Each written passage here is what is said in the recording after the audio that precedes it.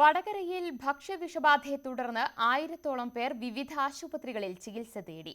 ആണ്ടുനേർച്ചയുമായി ബന്ധപ്പെട്ട് മഖാമിൽ വിതരണം ചെയ്ത ഭക്ഷണത്തിൽ നിന്നുമാണ് വിഷബാധയേറ്റത്.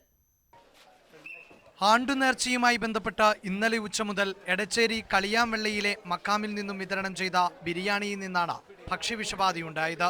വൈകിട്ടോടെ പലർക്കും ഛർദിയും വയറുവേദനയും അവശതയും അനുഭവപ്പെട്ടു. 1000-ഓളം പേർ വടകരയിലെ വിവിധ ആശുപത്രികളിൽ ചികിത്സ തേടി. ഇതിൽ കൂടുതലും സ്ത്രീകളും കുട്ടികളുമാണ്.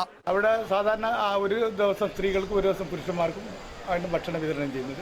അത് കൃത്യമായിട്ട് എല്ലാ വർഷവും നടന്നു വരുന്നത് പോലെ ഈ വർഷവും നടന്നു വന്നതാണ്. ഇന്നലെ കാലത്ത് 9 മണി മുതൽ ഭക്ഷണ വിതരണം നടത്തിയിട്ടുണ്ട്. വൈകി ഭക്ഷണം കഴിച്ച ആളുകൾക്കാണ് ഇത് ബാധിച്ചെന്ന് മനസ്സിലാക്കാൻ കഴിയും. ഭൂരിഭാഗം പേരും ഓർക്കാട്ടേരിയിലെ ഹെൽത്ത് സെന്ററിലാണ് ചികിത്സ തേടിയത്.